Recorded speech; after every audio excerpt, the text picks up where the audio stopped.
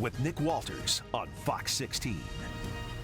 Good evening, everybody. Thanks for staying up with us. It's Nick Walters, and if you're like me, we're all getting tired of this Arkansas heat. But as we flip the calendar to August on Tuesday, football is about to make this summer worth the wait. Now, this past Tuesday, two Arkansas college teams took the mic at Media Days, UCA and A-State. Everybody's optimistic this time of year with a record of 0-0. Before hitting the stripes, the Bears gave us a sneak peek into their promising season. After sharing the inaugural ASUN Conference Championship last season, UCA will have another debut in a new league this year, joining the football-only United Athletic Conference. The Bears finished just 5-6 last season, but instead of the yearly turnover you see with college rosters nowadays, UCA returns nearly their entire team. With many stars back in the fold, including second-year starting quarterback Will McElvain, UCA hopes continuity and chemistry can offer the program's best season in years. Yeah, I think it's just, finishing close games, coming out and being the team that we were in some of our best games consistently every single week. I don't think anybody was pleased just having a share of it. I think we want the whole thing. So being consistent week in and week out, I think we showed flashes both offensively and defensively of who we could be week in and week out, and it's just about doing it every single week this year. Well, now he's like, he can be our team captain, honestly. You can say he's our team captain. He gets up every morning at 8 a.m. He gets defensive players up, offensive players up, running backs up, everybody's up 8 a.m. every morning to work. So he's figured out the offense now. He's really comfortable, so it just makes it easier on all of us. So it's all one big, combined, cohesive unit. It's a lot of potential. I feel like we have all the pieces, and we just got to put them together. It's really exciting. So having all experienced guys come back, we can install things a little bit quicker. Experienced guys kind of pick up things a little bit faster than new guys. So, like I said, you get to experiment a little bit more in fall camp, maybe get a little bit exotic if we wanted to. So I'm definitely excited for that. Oh, because we got everybody to come back. We got like 92% of the team that was here last year to come back. So we have that chemistry that we can build off of. So I'm excited to see what the season's going to be like. It's a lot of excitement. I think we're going to be very good this year, offense-wise and defense-wise. We're going to be very explosive, I think, this year. We're going to have a lot of guys, have a lot of big year this year, wide receiver-wise and especially the running back room. So I think we're going to have a good year this year. Oh, yeah, we should be the best offense in the conference because we all can come together. We already play with each other, so we already got that little chemistry that, we can always build upon. There are many reasons for hype in Conway, including opening the season under the national spotlight at Oklahoma State. Maybe headlining the list is the three-headed monster in the running back room. The team's workhorse back for the last 2 years, Darius Hale. Hale's thunder is complemented by the lightning from Dumas native Kylan James and Hoxie native Shunderick Powell, a transfer from North Alabama who was just a finalist for the Walter Payton Award. They should make this Bears offense really fun to watch. It's a mix of competitiveness and fun. We just really push each other. We all have big goals, so we're trying to make sure we all accomplish our goals together. So there's our speed back, KP's our private receiving back. I'm kind of the mixture together and brings it all together, so we're one big unit. Really, I've got myself really conditioned this year. I think we're going to make a big run this year, so I've been making sure I'm real conditioned and ready to play a whole season. At the end of the day, it's just all only going to make you better. So, me, Darius, and Shundy, we all got our own different styles, and it's just going to be hard to stop all together. But we're just coming together and trying to gel and put it all together. So we got Darius, the power back, and then we got Sean D, which is the speed back, and then KP can catch the ball at the backfield. So we can really have all of them on the field at the same time, and then that's just a good power for us. We're going to be very good. KP, I think he's a freakish athlete. Guy can run and catch.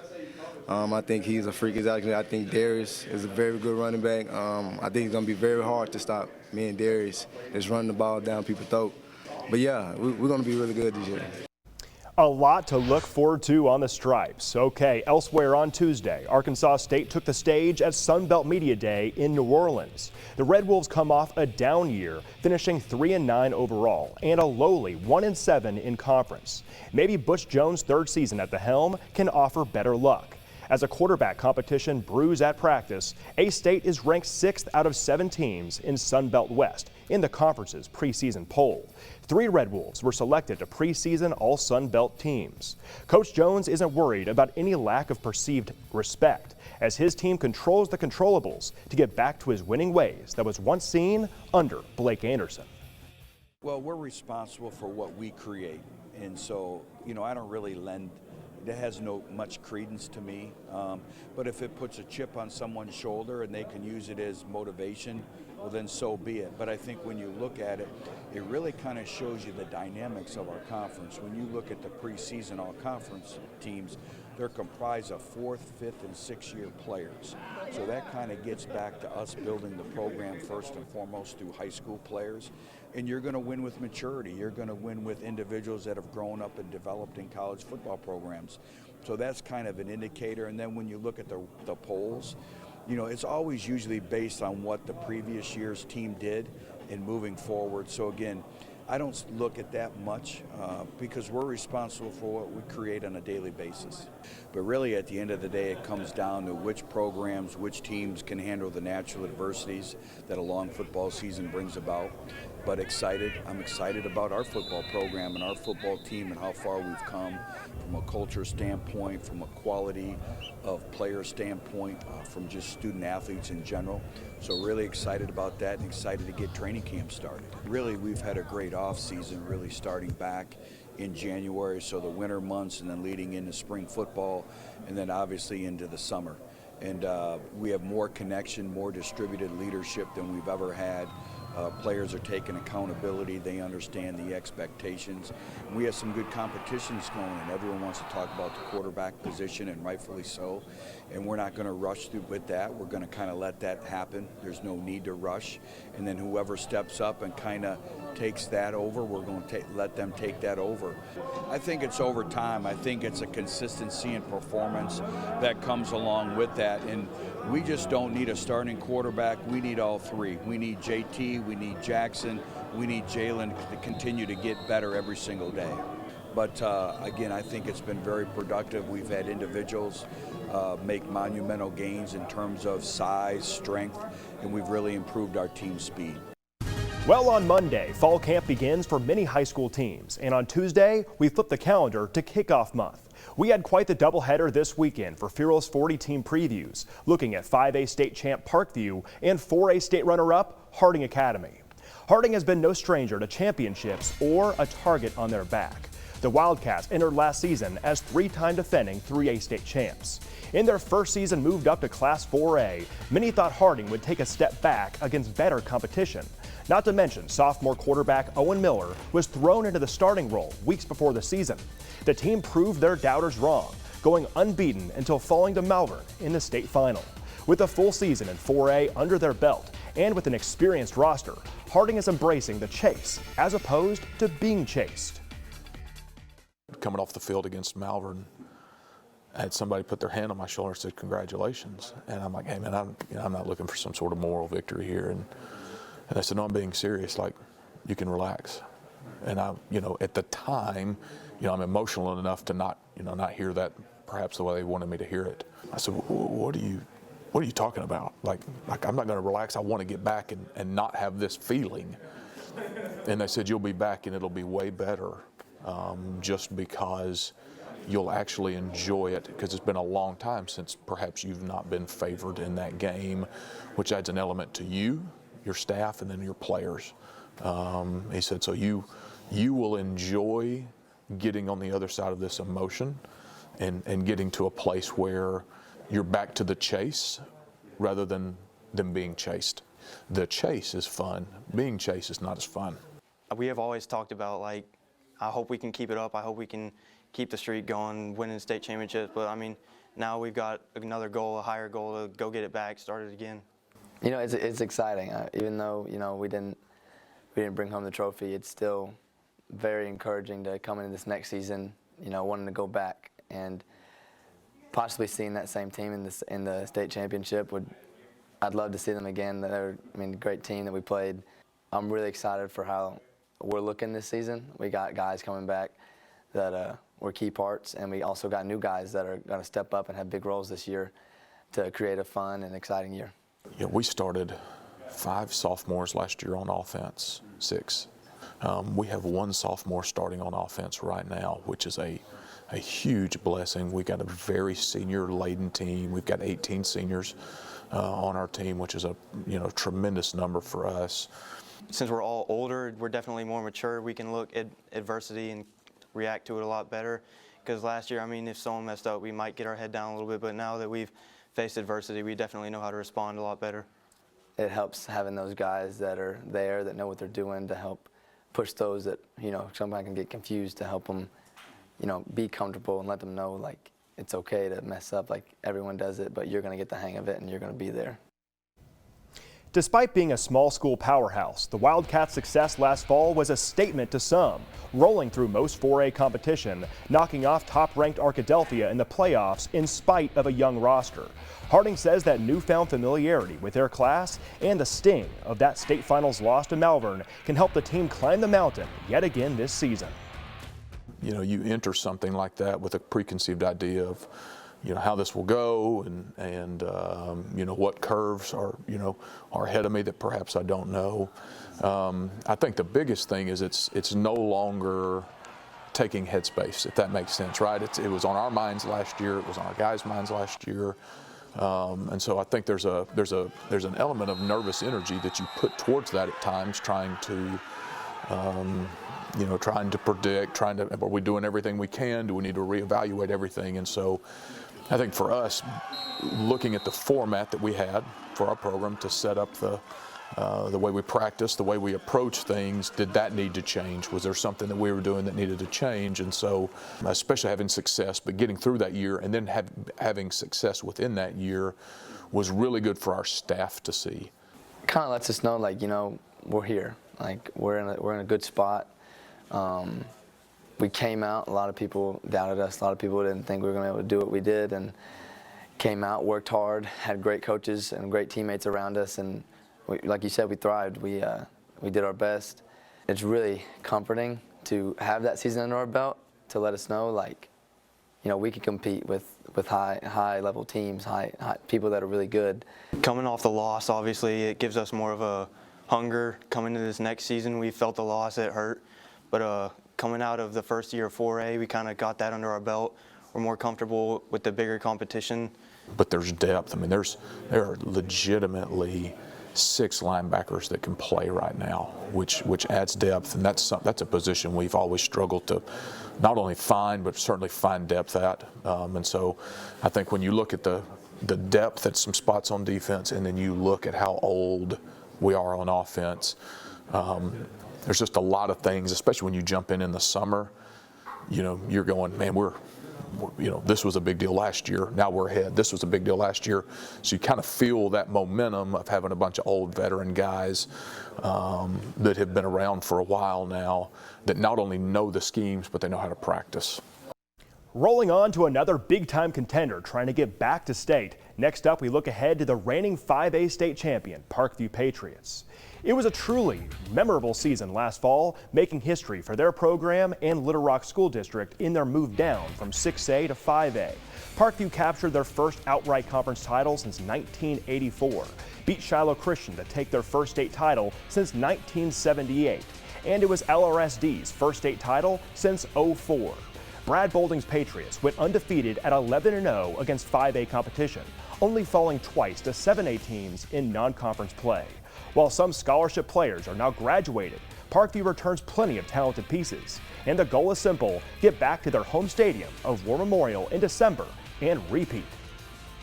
Well, this team, what we're trying to do with this team is, we won a state championship last year, so trying to repeat and keep that drive, keep that hunger, and keep everybody focused on trying to accomplish the same goal.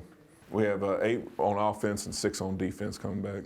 Well, we had a lot of good seniors that graduated, so we're going to have to be able to replace them and have some younger guys come in that haven't played before and step up. But we also got a lot of guys that played in the state championship game that are coming back, so that's something that'll help us out.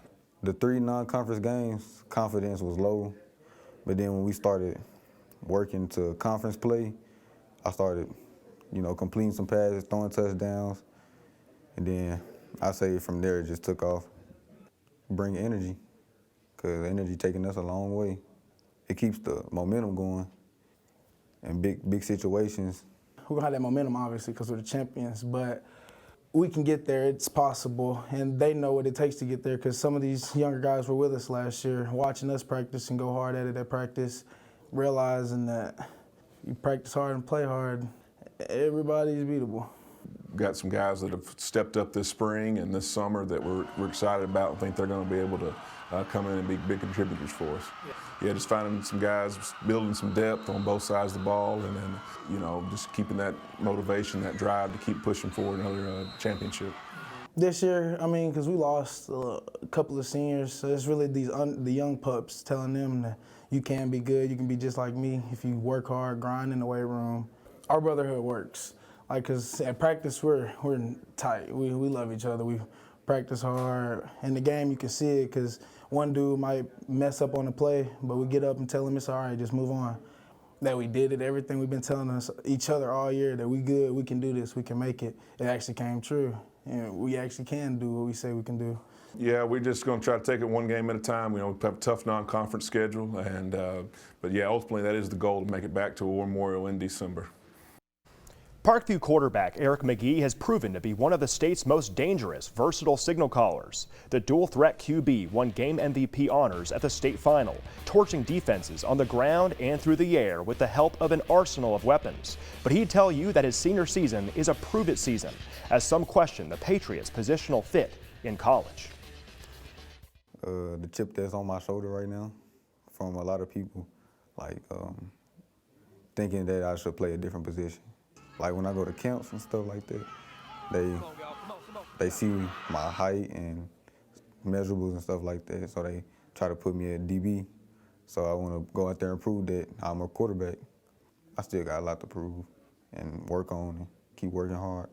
We improved our passing game way more this season, so we just not mostly run dominant like last year.